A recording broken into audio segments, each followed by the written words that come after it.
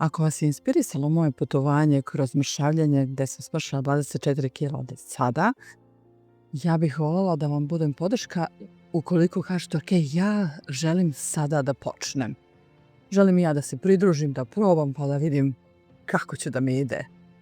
Ako ste razmišljali o tome i doneli možda tu odluku, ja imam danas nekoliko saveta za početak i sigurno sam da će vam biti super korisni. Znači, ostanite do kraja da pogledate sve savete, da vam početak bude onako gladak i lak, kao što je bio meni. Ako ste rešeni da startujete sa ovim putovanjem, onda prva stvar koju vam stvarno savjetujem da uradite jeste da napravite fotografije. Da imate one fotografije pre. Zato što ja sam napravila, ali nisam odmah napravila. I žao mi što nisam odmah napravila, ali nema veze, napravila sam makar. Tako da vam savjetujem, napravite odmah, nikom ne morate da pokazujete, napravite fotografiju onako u nečemu što se osjećate fino, napravite fotografiju u nečemu što se vidi vaša figura, napravite fotografije spreda, sa strane, sa leve, sa desne i od pozadi. I napravite jedan mali video gde se okrećete, tako da se lepo sve vidi. Nema veze, stavite ga sa strane, možda vam kasnije bude super koristan.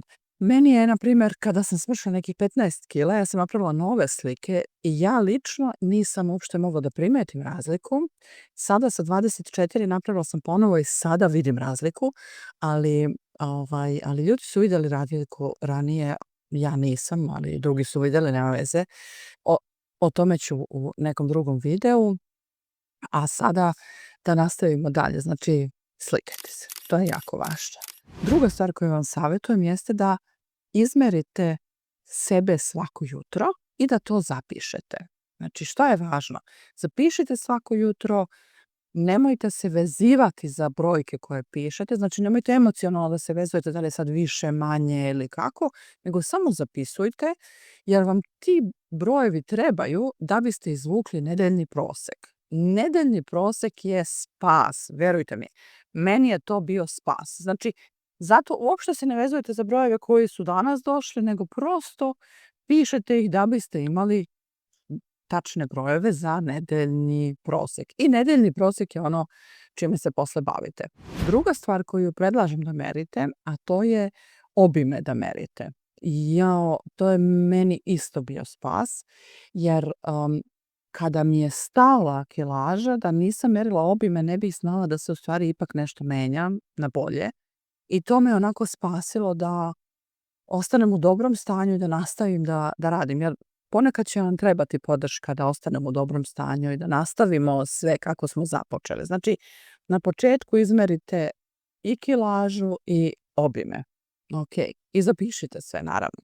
Treća stvar koja bi je savjet za vas i koja je jako važna i znam da se mnogi tome opiru i kažu još to moram da radim. Pa dobro, pitanje je hoćemo da se pozabavimo ovim ili nećemo. Hoćemo li da skinemo tu kilažu ili nećemo. Znači, ako hoćemo, nije ništa teško, stvarno nije teško, treba neko vreme da se naviknemo, ali dobro, polako. Zato je valja od početka startovati tako, meriti sve što pojedemo i popijemo. Znači, jednostavno da izmerimo i da upišemo.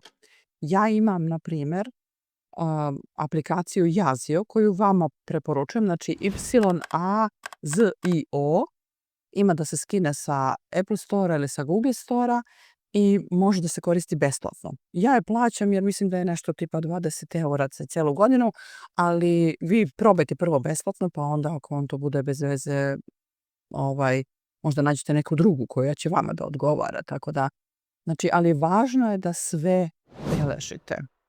Važno je da beležite za početak da biste stekli uvid u okvir šta se tu dešava, koliko čega ima, šta je količina koju imate i tako. To je ključno. Također šta predlažem svima vama, jer polazim od toga da ste možda u kategoriji u kojoj sam ja bila. Ja sam i još uvek jesam, znači u kategoriji zaista gojaznih osoba i ja sam imala na početku 128,5 kilograma, sada imam 104,5, ali ono što bih voljela stvarno da vam kažem je da sam ja imala jako puno raznih loših rezultata zdravstvenih. Znači, meni su masti bile visoke, šećer mi je bio visok, vrednosti jetre su bili visoki. Znači, puno toga nije bilo kako treba. Ja sam kompletno imala metabolički sindrom i zbog toga je dobro da na početku izvadite krv, čisto da biste ispratili neke osnovne stvari, masti, jetru i to. Ja nisam lekar, rekla sam da ja nisam lekar, nisam stručnjak, ali meni, na primjer, je to puno značilo da vidim poboljšanje u tom smislu. Cijel proces kada sam započela, moj jutarnji šećer je bio 7,4, što je poprilično pred dijabetes, onako odmaknuo. Ja sam imala otprilike 7,2, 7,4, dok, na primjer, sada, nakon 9 meseci intenzivnog mršenja i uopšte promene raznih navika, ja sam došla na 6,2, tako kako koje jutro. I jako sam zadovoljna s tim, jer sam mislila da to neće biti moguće vratiti na staro, ali eto, još malo bit će verovatno bolje kada budem došla do neke normalnije težine. Ono što bih voljela da vam dam kao ideju jeste takođe da napravite jednu malu kasicu na početku u koju ćete ubacivati neki novac koji štedite za kupovinu.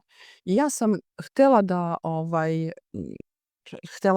da odem i ranije u kupovinu, ali sve kao nema veze, sačekat ću još malo i tako se lepo nakupi. I kad pomislim kao mogla bi da odem da prošetam malo da vidim šta ima da se kupi, onda kažem šta će mi, mislim, i onako će sve to da mi bude uskoro veliko.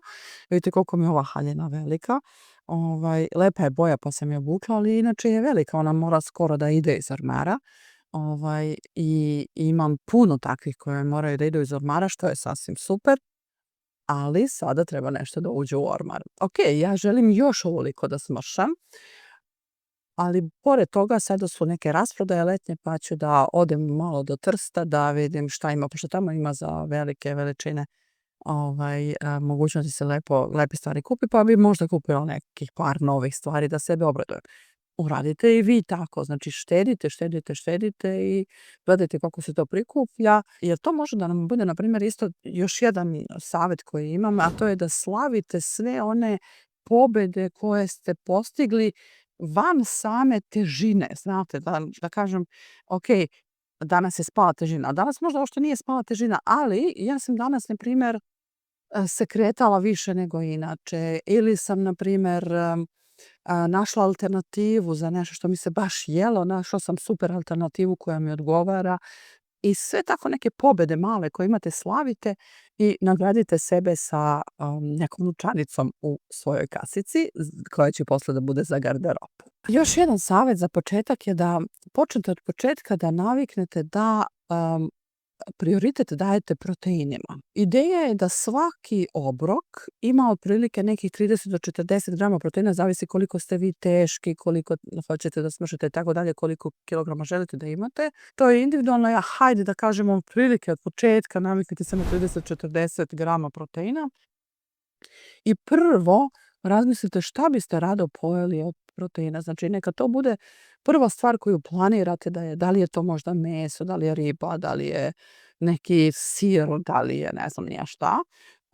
Ili neki proteinski proizvod, isto ima jako lepih sada proteinskih proizvoda se kupe kao na primjer proteinski kvark, proteinski puding i tako, puno toga ima. Samo morate da pazite da nije sve što piše proteinski nije baš najboljeg sastava, tako da pazite na to da ne biste kupili nešto što ima jako puno kalorija, znači i na kalorije treba da se obrati pažnja.